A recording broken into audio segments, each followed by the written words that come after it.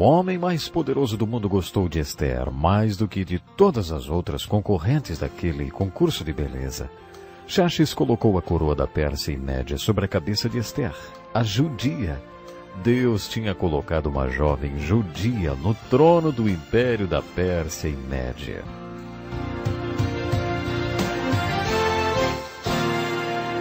Mardoqueu tinha instruído Esther que não dissesse a ninguém que era judia. Esther obedeceu Mardoqueu. Veremos que esse silêncio foi uma manifestação do cuidado de Deus na vida de Esther. Há mais um silêncio providencial no desdobrar desse lindo drama. Um dia, quando Mardoqueu estava exercendo suas obrigações na chancelaria onde ele trabalhava, ouviu dois homens tramando assassinar o imperador. Mardoqueu contou aos seus superiores o plano de assassinato. A vida do imperador foi salva, e dois conspiradores foram enforcados. A boa ação de Mardoqueu foi escrita nos registros históricos na presença do rei. No entanto, esse acontecimento não foi mais mencionado ao rei, provavelmente porque tratava-se de um judeu que não recebeu nenhuma recompensa por isso. Veremos que esse silêncio também foi muito importante para a vida de Esther. Chegou o dia em que Esther foi chamada para passar a noite com Xerxes. O homem mais poderoso do mundo gostou de Esther mais do que de todas as outras concorrentes daquele concurso de beleza. Xerxes colocou a coroa da Pérsia e Média sobre a cabeça de Esther, a judia. Deus tinha colocado uma jovem judia no trono do império da Pérsia e Média. Agora conheceremos o vilão da nossa peça. O primeiro-ministro da Pérsia e Média era um homem muito mau, chamado Amã. Conforme Amã passava pelas ruas da cidade, exigia que todos se reverenciassem diante dele. Todo mundo fazia isso. Todo mundo menos o primeiro-ministro de Deus. O nosso amigo Mardoqueu.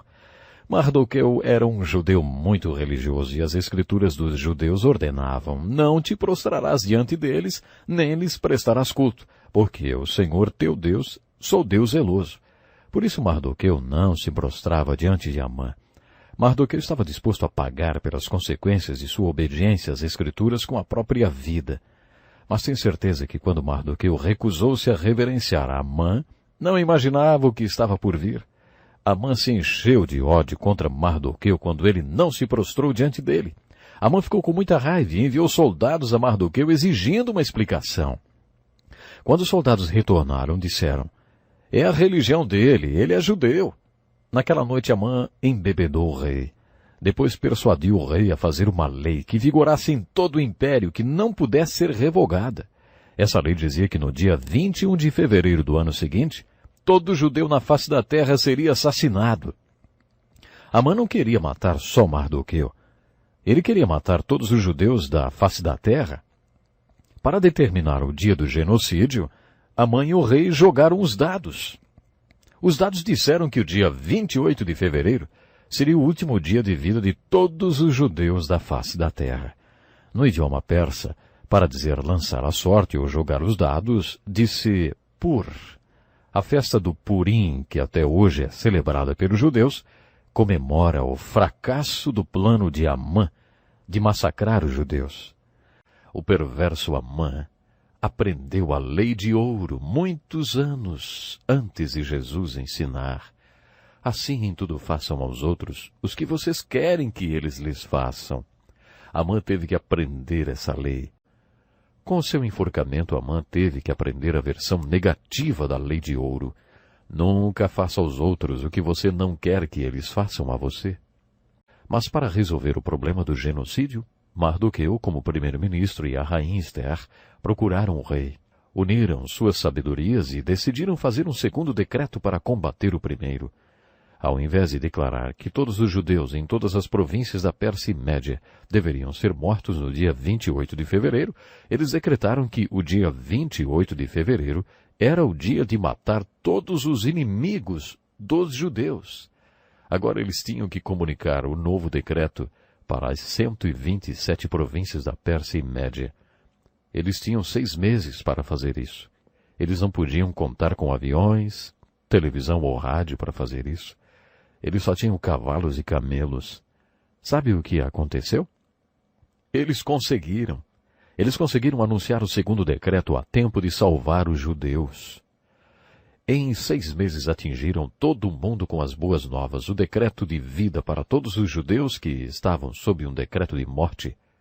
Esse decreto de vida salvou todos os judeus do mundo. Qual é a aplicação devocional do lindo livro de Esther, hein? A primeira aplicação é, há 2000 anos, Jesus Cristo declarou mais ou menos assim: o mundo inteiro está sob um decreto de morte, mas através de vocês, eu decreto vida. Anunciem esse decreto de vida para todo mundo que está sob um decreto de morte, e eles serão salvos da eterna morte espiritual. Jesus deixou para nós essa missão há 2000 anos. Depois de 2000 anos, nós ainda não conseguimos fazer isso. Ainda há milhões de pessoas sob um decreto de morte espiritual, que nunca ouviram sobre o decreto de vida. É, o decreto que pode dar vida eterna a eles.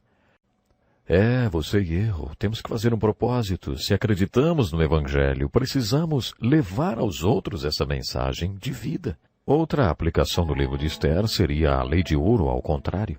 A vida e a morte de Amã são uma ilustração negativa da lei de ouro. Essa lei de ouro negativa é encontrada em outras religiões. Não faça para os outros nada que você não quer que façam para você. Precisamos nos preocupar em fazer o bem às outras pessoas se queremos receber o bem. Não esqueça de se colocar à disposição de Deus para fazer o bem e, principalmente, para contar a história de vida, a história de libertação que recebemos através de Jesus.